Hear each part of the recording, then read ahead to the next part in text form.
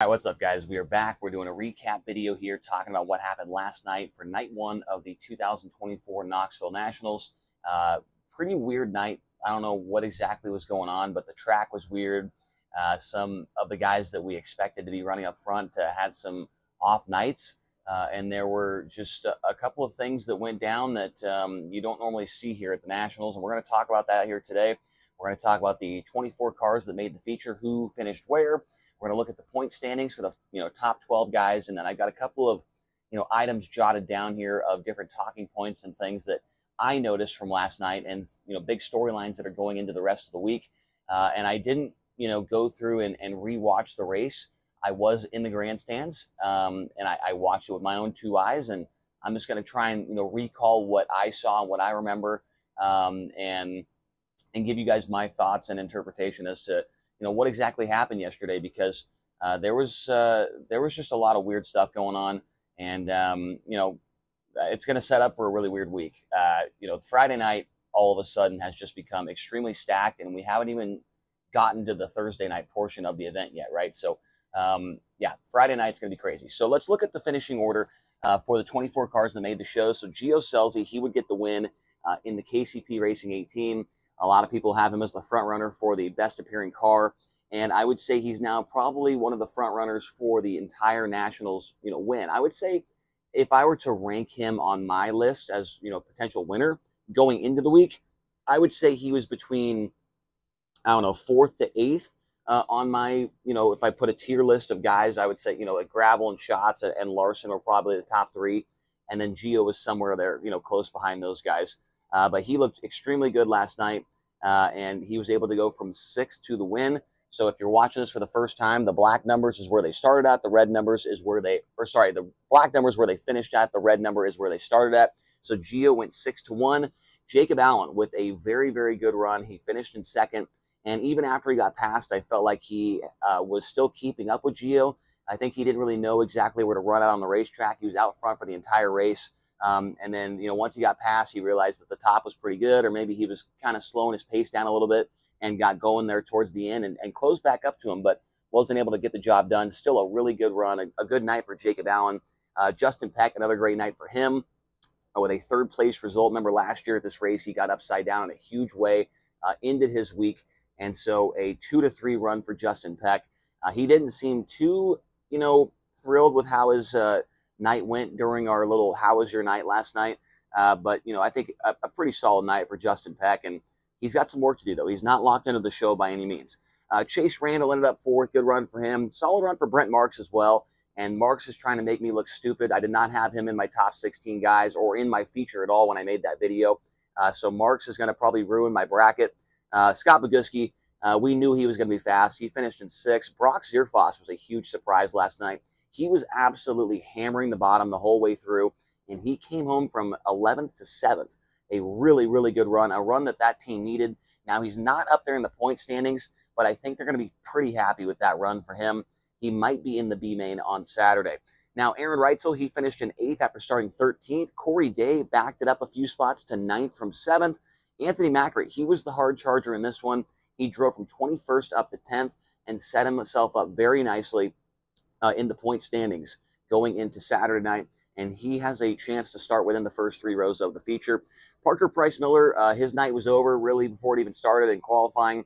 He just did not get a good qualifying lap at all, and it did not work out for him. He went 15th to 11th, but it was not enough to overcome the difficult qualifying run for him.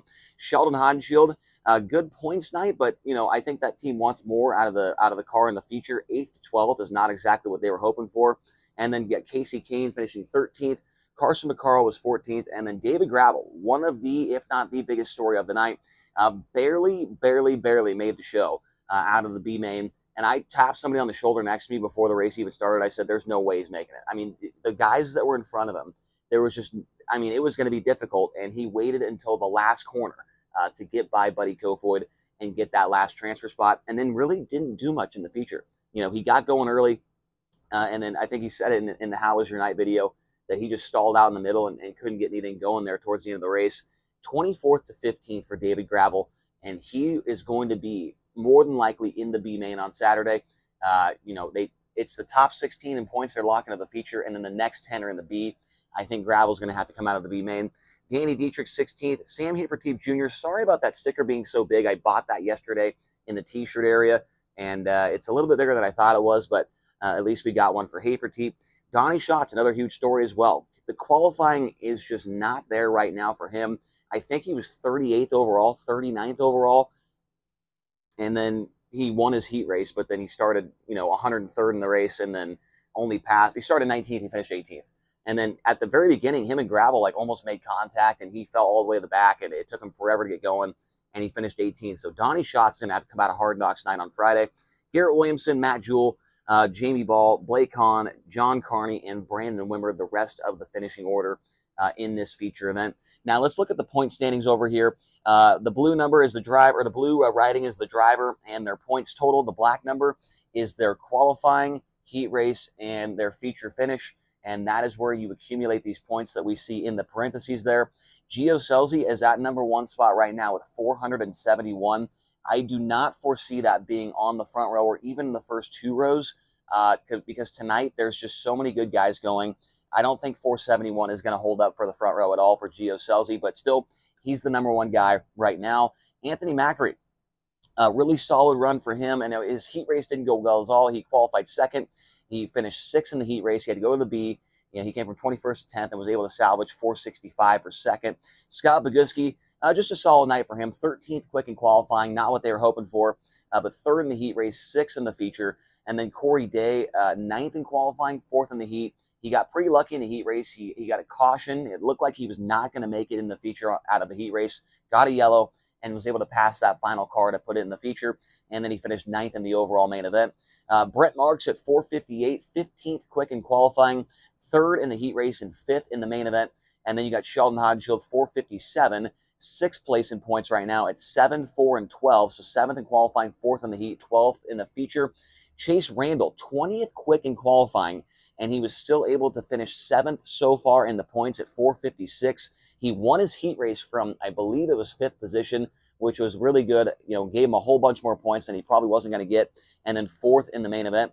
And then Jacob Allen, he finished 2nd in the feature, but he qualified 22nd. So 2s across the board for him. 22nd, 2nd in the heat, 2nd in the main event for 453.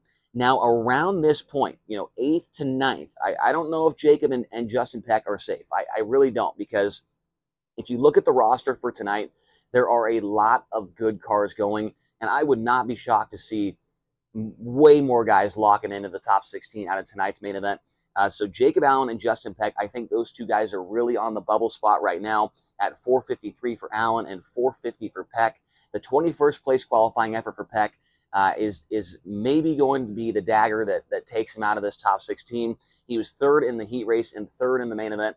And then these guys, these next 3 are definitely not going to be in the top 16. Matt Jewell, quick time overall, great lap for him. He was the first car out. Pill draw was absolutely huge. 7th in the heat race and 20th in the main event for 444. And then David Gravel, 11th overall in points for 443. He's tied with Garrett Williamson. 8th in qualifying, 6th in the heat race, 15th in the main event. And then for good measure, Garrett Williamson, 4th in qualifying, 6th in the heat, 19th in the main event. So here's some of the things that I have kind of marked down to talk about here. Number 1, and maybe the most important thing on this entire board, is the heat race track. It needs to be better.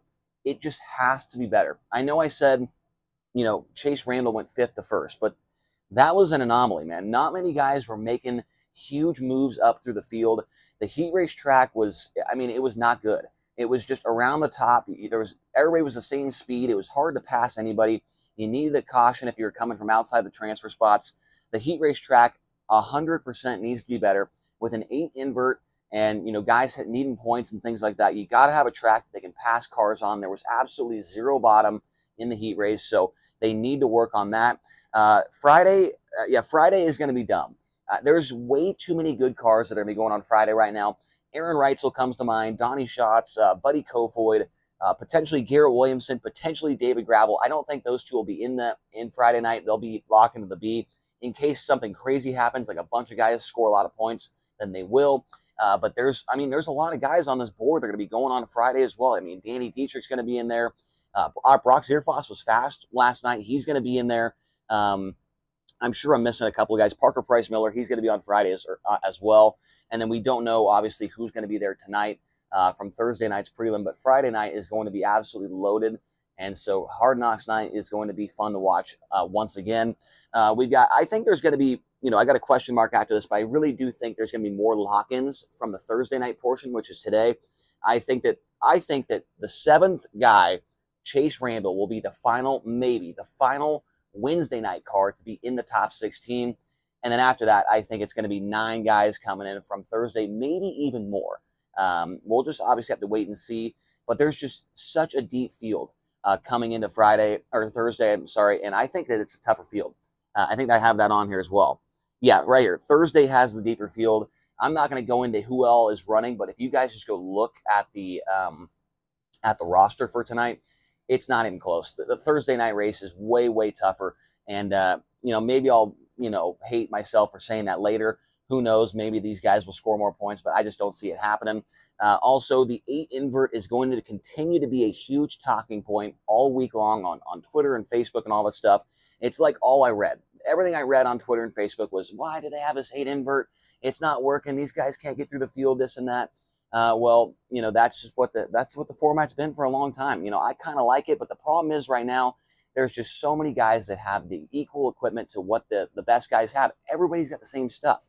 And when you put a guy like, I don't even know, like a Haferteep on the front row, he's going to hang on and win the heat race, right? He's not going to drop back throughout the field and run 7th, right? I mean, everybody's just so equal. That makes the 8 invert really, really tough. And especially when the racetrack is just not viable for passing, that makes the 8 invert look even worse, right? So that's going to be a huge talking point. Also, what do we got on here? The pill draw was absolutely huge yesterday. Matt Jewell was the first car out. He went quick time overall. And then we saw many, many guys go out late and were not even close. I mean, I think Sheldon got a decent lap late in the qualifying session, but there was other guys that I think like after maybe the 30th car, the best guy was he jumped up to maybe inside the middle of the top 20. And that's it. And that's not going to work for these guys to make it into the top 16. The points are just too big in qualifying, right? So pill draw going to be an absolutely crucial part of tonight here on Thursday. Also, what do we got here? 471 for Gio SCELZI is the lowest. I have it as the last 5 nationals, but it's actually the last 6 nationals. That is the lowest top score that we've seen in the last 6 Knoxville nationals dating back to 2017. Obviously, it's not going to hold up. But after night 1, that is the lowest we've seen in a very, very long time. I don't even know when the last time it was that low. I did that video the other day talking about the points, and this is the lowest one by a country mile. Also, someone go check on Donnie Schatz and Buddy Kofoid. Are they okay? Somebody needs to go see if they're okay. Donnie Schatz, tough night for him. 18th in the main event, was 39th quick, won the heat race, and then got chopped off, the little chop suey by David Gravel early in the race, sent him to the back, and he was not able to recover. Gonna have to run Hard Knocks tonight, and then somebody go make sure Buddy Kofoid's all right as well. Was in the B, and all he had to do was hit the bottom in the last corner, and I don't know what was going on. Obviously, I'm not a race car driver. I've tried that before, and it didn't work out. But it's a move that he's probably going to watch back and think about for a very long time, because he was having a decent night before that, and now he's got to run Hard Knocks night on Friday. Allowed David Gravel to get by on the very last corner. So Buddy Kofoid and Donnie Schatz, make sure to go keep an eye on those guys. Make sure they're all right, because it was a tough prelim night for them. So, that's all my thoughts, I think, for this first prelim night. Tonight, I think is going to be really, really good. I hope they can get the track better, man. That's the one thing I could say. The track needs to be better. I thought the race in the main event was actually pretty good. I saw a lot of complaints that maybe Dirt Vision wasn't showing some of the battles and some of the guys coming through the field and all that stuff. I thought the race, Jacob got out pretty far, but Gio tracked him down, so that was kind of exciting, and, made the pass, and then Jacob kind of closed back in on him a little bit. So I thought the race in the feature was okay. You guys know me if you watch this channel a lot. I love quarter miles, 3/8 miles, third miles. Half miles are not my favorite thing, but I thought the race was okay. Gio coming from 6, you had the storyline of Jacob Allen, who didn't even run the Nationals last year. Maybe he was going to run a prelim. So you had the storylines. You had Gravel coming from the back and Schatz, and, Macri coming from the back. And so that was kind of exciting, right? It wasn't the greatest race of all time, but it definitely wasn't the worst. I thought it was pretty good. So we'll see what happens tonight. Hopefully they get the track better. And hopefully you guys enjoyed these videos. Thank you guys so much for watching. We'll have another one coming out here very soon about an announcement that's coming out later today involving the 2C racing team that was formerly driven by Wayne Johnson. That's all I'll give you for now. I don't want to spill the beans here in this video, but we'll talk to you guys later about that.